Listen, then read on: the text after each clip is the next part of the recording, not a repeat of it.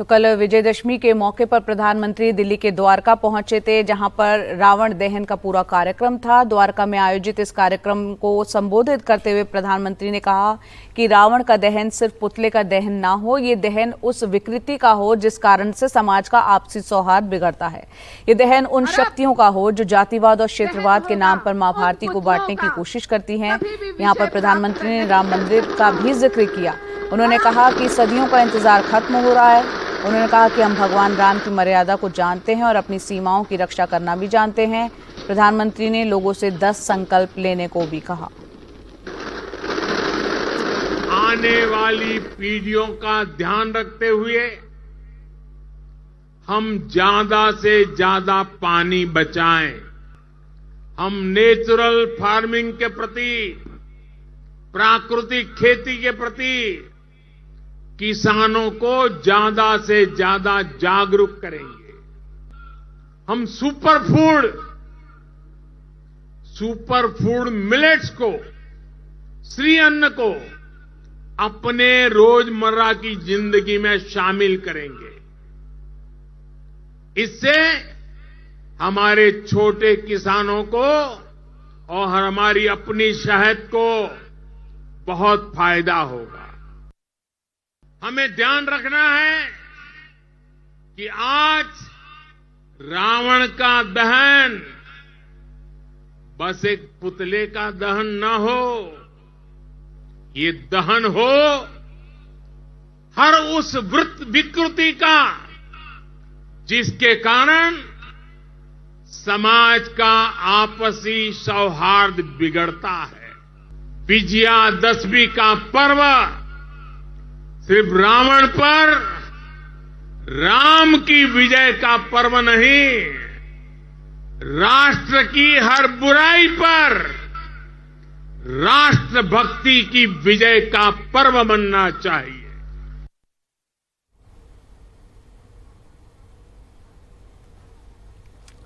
और दशहरे के मौके पर मुंबई में जमकर सियासत देखने को मिली। उद्धव ठाकरे ने शिवाजी पार्क से कार्यकर्ताओं को 2024 में मिलीजुली सरकार बनाने का आह्वान किया, तो शिंदे ने आजाद मैदान से उद्धव ठाकरे पर जमकर निशाने साधे।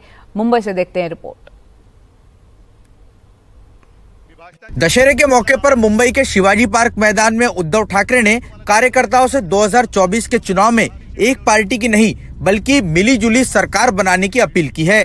उद्धव ठाकरे ने कहा है कि मिलीजुली सरकार देश को मजबूत करती है और एक बहुमत वाली सरकार देश को कमजोर बनाती है। हिंदू हृदय सम्राट बोल रहे होते बाला साहेब ठाकरे ने कहा था कि देश को मजबूत सरकार चाहिए। मजबूत सरकार हमने पिछले 9 सालों से देखी। मुझे आज भी वह दिन याद आता है 2014 में जब प्रणब मुखर्जी देश के राष्ट्रपति थे। हम सब वहां गए थे। हमने कहा था कि नरेंद्र मोदी हमारे नेता हैं। प्रणब मुखर्जी खुश हो गए। उन्होंने कहा कि 25 साल बाद एक पार्टी की सरकार आई है। कहा कि अब देश में स्थिरता आएगी। क्या हुआ आप बताइए। इसलिए मुझे अब लगता है कि सरकार तो बदलनी ही चाहिए, लेकिन अब जो सरकार लानी है, सरकार मजबूत भले ही हो, लेकिन एक पार्टी की बहुमत वाली सरकार नहीं चाहिए। दशहरे की रैली में एकनाथ शिंदे और उद्धव ठाकरे दोनों गुटों ने अपनी पूरी ताकत झोंक दी थी। दोनों नेताओं की रैलियों को शक्ति प्रदर्शन के तौर पर देखा जा रहा था। उद्धव ठाकरे ने मराठा आरक्षण के मुद्दे पर सरकार को घेरते हुए आंदोलनकर्ताओं में फूट डालने का आरोप लगाया, तो वहीं सीएम एकनाथ शिंदे ने भी उद्धव ठाकरे पर आजाद मैदान से जमकर तीर चलाए। समाजवादियों के साथ हाथ मिलाने पर उद्धव ठाकरे को सीएम शिंदे ने निशाने पर लिया। कल ये अगर अपना दल कांग्रेस में विलीन कर देंगे तो आश्चर्य की बात नहीं होगी। जिस शिवाजी पार्क से गर्व से कहो हम हिंदू हैं का नारा दिया गया, वहीं से आज नारा दिया जा रहा है कि गर्व से कहो हम कांग्रेसी हैं, हम समाजवादी हैं। गर्व से कहो हम हिंदुत्व विरोधी हैं, ये नारे दिए जा रहे हैं। उद्धव ठाकरे के आज के भाषण को सुनने के बाद एक मुहावरा याद आता है कि नई बोतल में पुरानी शराब। दरअसल उद्धव ठाकरे ने जो मुद्दे आज उपस्थित किए, उनमें से कई सारे मुद्दे वो पहले ही अपने भाषणों में व्यक्त कर चुके हैं। मुंबई से कैमरा पर्सन संजय मंडल और मेरे सहयोगी सुनील सिंह के साथ रौनक कुकड़े, एनडीटीवी इंडिया के लिए। आगे बढ़ते हैं। महुआ मोइत्रा पर जो आरोप लगा है कैश फॉर क्वेरी का, उस मामले में आईटी मंत्री अश्विनी वैष्णव ने बीजेपी के सांसद निशिकांत दुबे को जवाब दिया है। आईटी मंत्री ने कहा कि आरोप बेहद गंभीर है। इस मामले की जांच एथिक्स कमेटी कर रही है। जो मुद्दे उठाए गए हैं बहुत अहम है। सवालों के लिए पैसे लेने का मुद्दा बहुत ही अहम है। और वहीं जवाब देते हुए महुआ मोइत्रा ने कहा है कि मंत्री का खत हास्यास्पद है।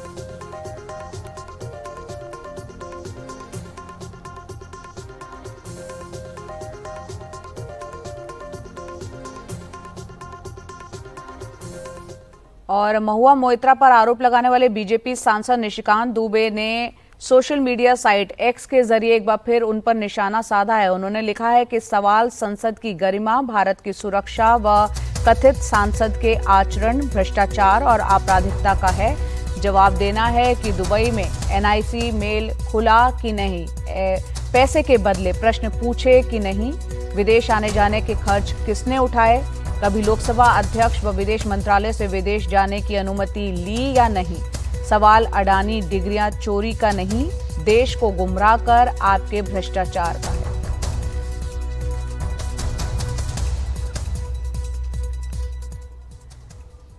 देश में वन नेशन वन इलेक्शन इस मामले को लेकर दिल्ली में आज एक अहम बैठक होगी। इस बैठक में विधि आयोग, साथ ही पूर्व राष्ट्रपति रामनाथ कोविंद की अध्यक्षता वाली जो समिति है उसके साथ इस प्रस्ताव पर विचार करेगा।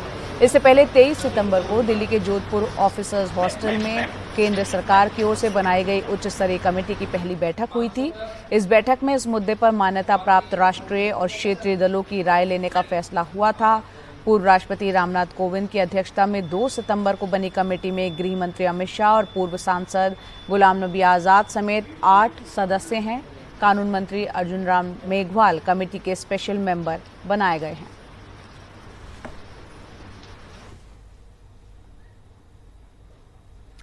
मध्य प्रदेश के उज्जैन में महीने भर पहले खून से लथपथ आधे कपड़ों में कई दरवाजों पर दस्तक देने वाली लड़की की तस्वीर काफी दिल झकझोर देने वाली थी। पूरा देश हिल गया था, कांप गया था। आरोपी उस मामले में पकड़ा गया था।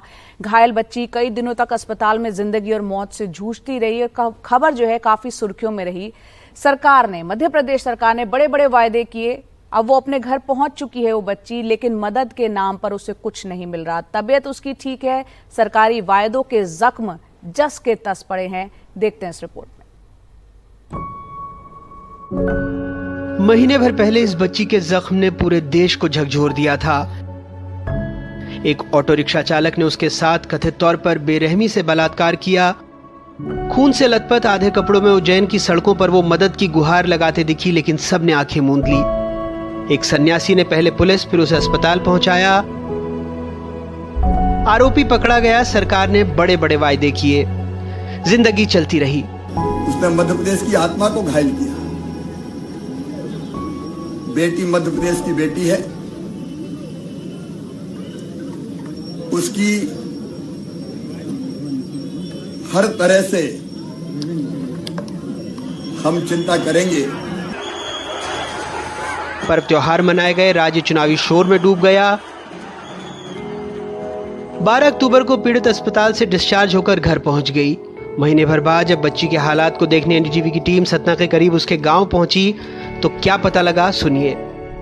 सबसे बड़ी चौंकाने वाली बात यह है कि सतना डिस्ट्रिक्ट हेडक्वार्टर से लगभग 20 किलोमीटर दूर ये जो गांव है जहां पर पीड़िता है, उज्जैन में 1 माह एडमिट होने के बाद वहां वापस आ चुकी है। लेकिन आज दिनांक तक शासन प्रशासन के किसी नुमाइंदे ने यहां तक आने की जहमत तक नहीं उठाई है।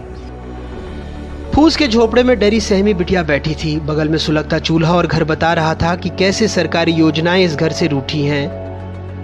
महीने भर पहले वो जिंदगी और मौत से जूझ रही थी। अब पानी तक लाने के लिए घर से 300 मीटर दूर अपनी चाची के साथ जाती है, खाना बनाती है। वापस आने के बाद यहाँ के जो जिला प्रशासन है, इससे कुछ लोग मिलने आए आपके पास में अभी तक? हाँ, तो जो जिला उला के कोई नहीं आया मेरे पास। किसी प्रकार की कोई योजना आएगा? क्या साधन है आपका?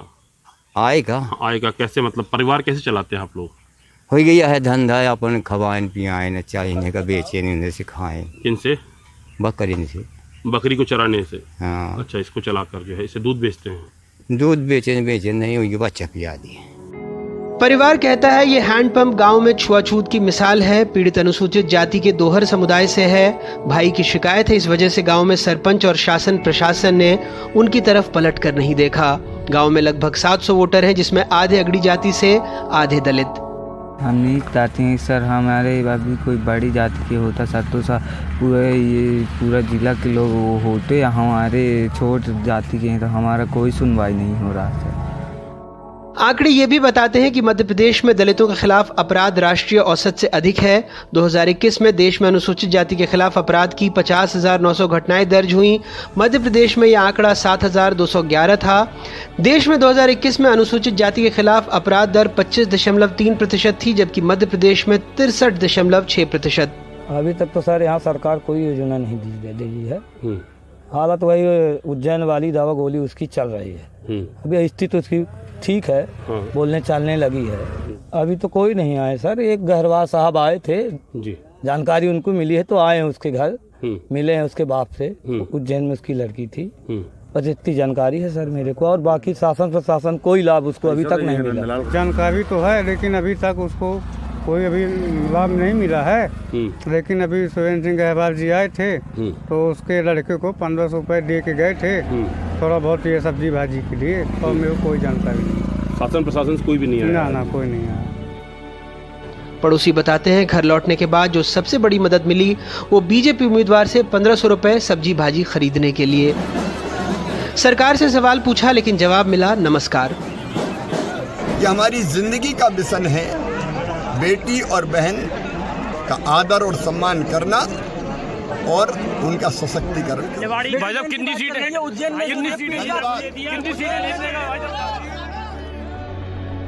परिवार का दावा है उन्हें सरकार से इकलौती जो मदद मिलती है वो है 600 रुपये हर महीने सामाजिक न्याय पेंशन। लाडली लक्ष्मी, लाडली बहना, नारी सम्मान, महिला आरक्षण आधी आबादी को पूरा हक देने की हर दल वकालत कर रहा है, लेकिन हकीकत उज्जैन से सतना आते ही साफ हो जाती है।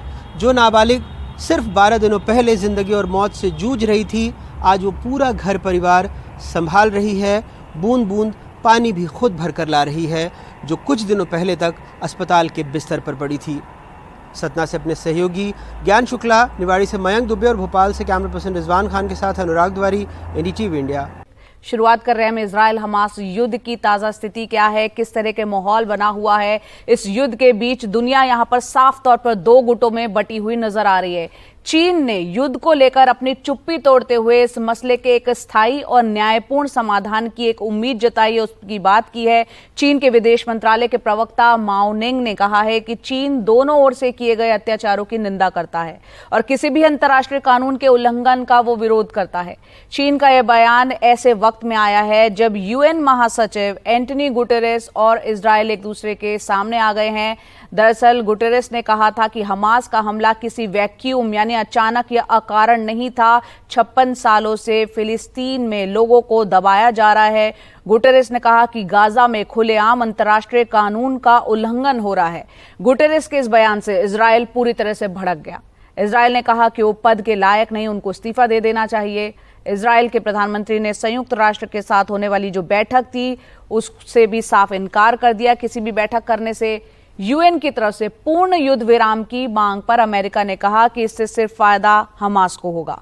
हालांकि गाजा में हालात बेहद चिंताजनक बने हुए हैं। वहां ना बिजली है, ना पानी है, ना जो तमाम राहत सामग्री पहुंच रही है वो भी नाकाफी है। अमेरिकी विदेश मंत्री ब्लिंकन ने कहा है कि वो इस कोशिश में जुटे हैं कि इस युद्ध का विस्तार ना हो। यूएन में बयान देते हुए ब्लिंकन ने भारत में आतंकवाद में सक्रिय लश्कर का भी जिक्र किया। उन्होंने कहा कि आतंकवाद चाहे हमास करे, लश्कर, उसे न्यायोचित नहीं ठहराया जा सकता।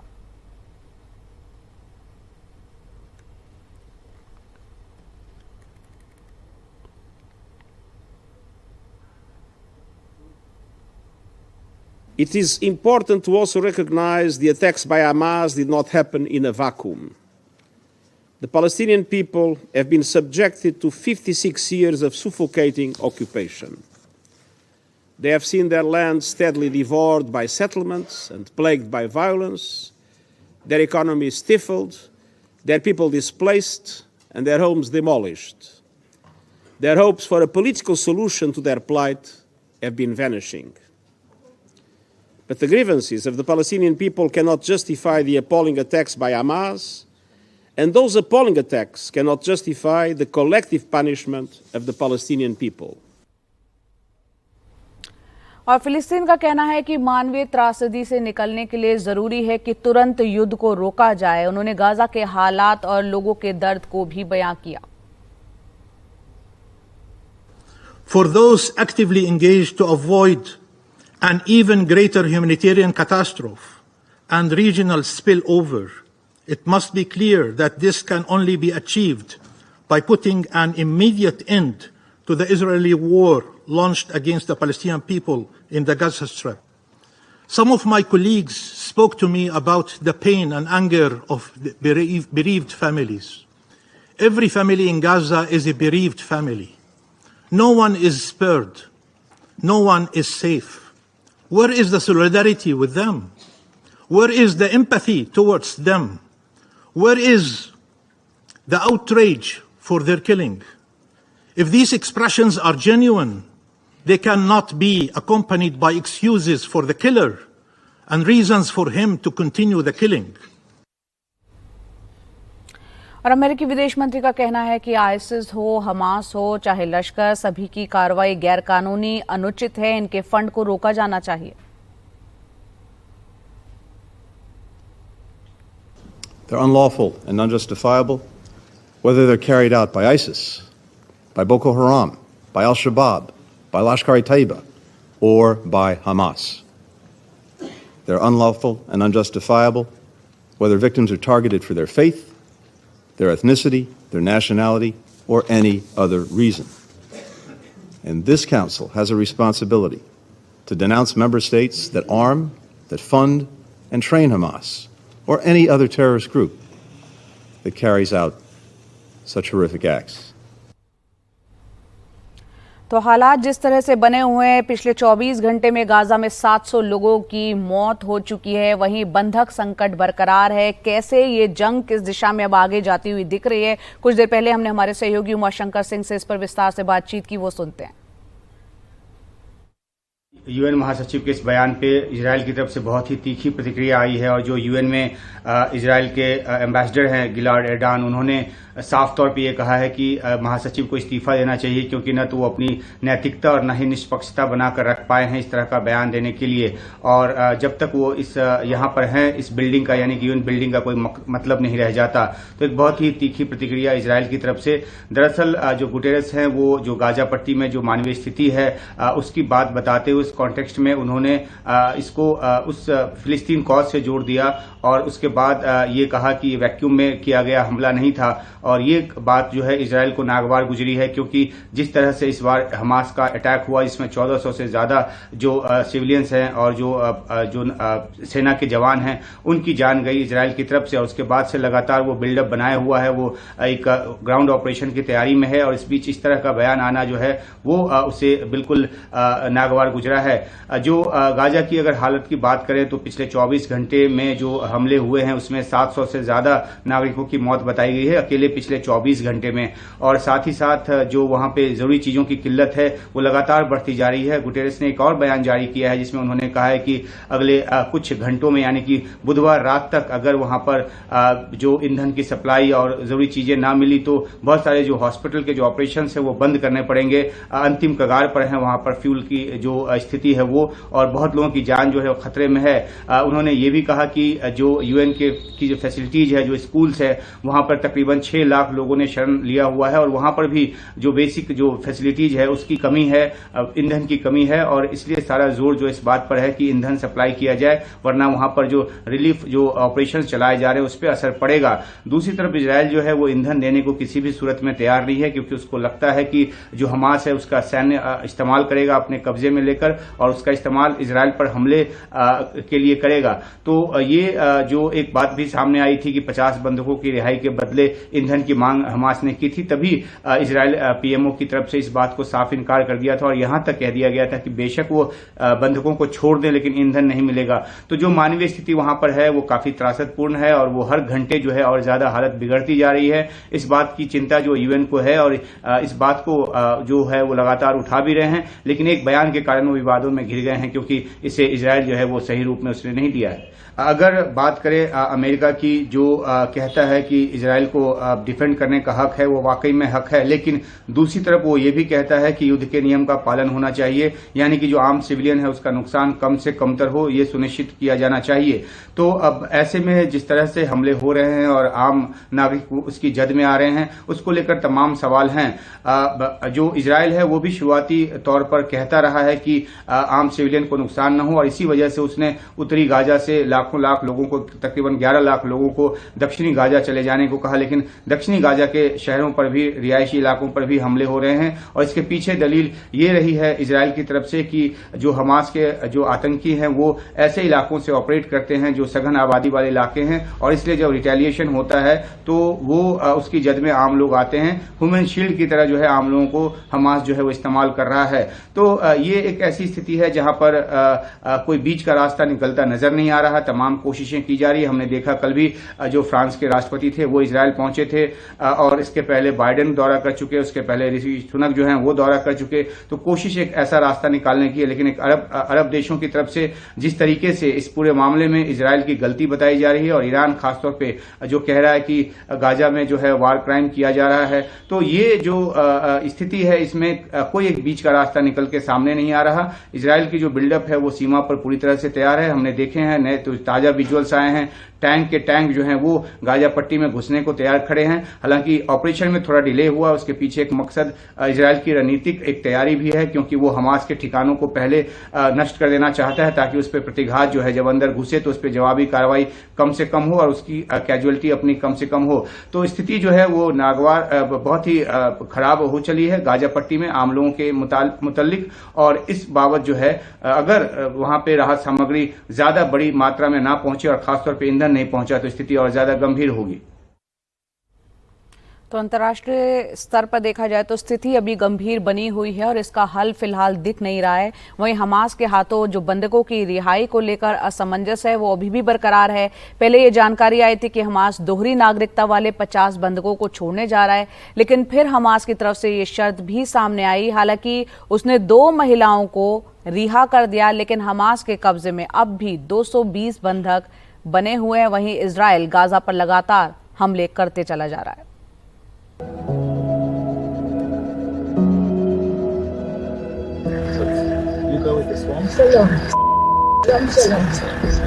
हमास के कब्जे से रिहा होते समय 85 साल की योकाविड लिप्सिट्ज ने हमास के लड़ाके को शलोम कहा। लिप्सिट्ज के साथ ही एक और बुजुर्ग महिला नूरित कूपर को भी हमास ने रिहा किया और रेड क्रॉस के हाथों सौंप दिया। इस तरह हमास अभी तक कुल 4 बंधकों को छोड़ चुका है, लेकिन हमास के कब्जे में अब भी 220 बंधक हैं, जिन्हें उसने 7 अक्टूबर के भयानक हमले के दौरान अगवा किया था। हमास के आतंकी हमले में इजराइल के 1400 लोगों की मौत हो चुकी है। इस बीच एक खबर ये भी आई कि हमास दोहरी नागरिकता वाले 50 बंधकों को रिहा कर सकता है, लेकिन फिर जानकारी आई कि हमास ने इसके बदले ईंधन की मांग की है, जिसके लिए इजराइल तैयार नहीं। हमास का कहना है कि 2 बुजुर्ग महिलाओं को उसने मानवीय आधार पर रिहा किया है। हमास के पूर्व प्रमुख मशाल का कहना है कि अगर इजराइल गाजा पट्टी पर हमले रोके तो हमास सभी बंधकों को छोड़ देगा। मैंने कहा कि हम सभी को छोड़ देंगे और कसाम ब्रिगेड ने इसका ऐलान भी किया, लेकिन अब सभी को अलग अलग ठिकानों पर रखा गया है। हम उनको सुरक्षित रखना चाहते हैं। इजराइल ने अपने हमलों में 22 लोगों को मार डाला है। मंगलवार को फ्रांस के राष्ट्रपति इमैनुअल मैक्रोन भी इजराइल पहुंच गए। उन्होंने हमास के आतंक के खिलाफ इजराइल का पूरा साथ देने का ऐलान किया। इस दौरान इजराइल के राष्ट्रपति इशाक हर्जोग ने सभी बंधकों की तुरंत रिहाई की मांग की। फ्रांस के राष्ट्रपति के दौरे से पहले अमेरिकी राष्ट्रपति जो बाइडेन, यूके के पीएम ऋषि सुनक और जर्मन चांसलर ओलफ शुल्ज समेत दुनिया के कई नेता इजराइल आ चुके हैं। सबकी कोशिश इजराइल हमास संघर्ष का हल निकालने की तो है ही, लेकिन साथ ही वो इजराइल के साथ पूरी एकजुटता भी दिखा रहे हैं। इस बीच डर इस बात का है कि ये सीमित संघर्ष कहीं क्षेत्रीय युद्ध में न बदल जाए। अमेरिका ने ईरान पर आरोप लगाया है कि वह मध्य पूर्व में अमेरिकी ठिकानों पर हमले करवा रहा है। हमें पता है कि ईरान हमास और हिजबुल्लाह को लगातार मदद दे रहा है। हमें ये भी पता है कि ईरान नजर बनाए हुए है और कई जगहों पर हमले करवा रहा और दूसरों को उकसा रहा है, जो मौजूदा हालात को अपने या ईरान के पक्ष में भुनाना चाहते हैं। दूसरी तरफ ईरान के विदेश मंत्री हुसैन अमीरादुल्लाही ने कहा है कि अमेरिका इस युद्ध को मध्य पूर्व में भड़का रहा है। एजेंसी रिपोर्ट के साथ उमाशंकर सिंह, एनडीटीवी इंडिया।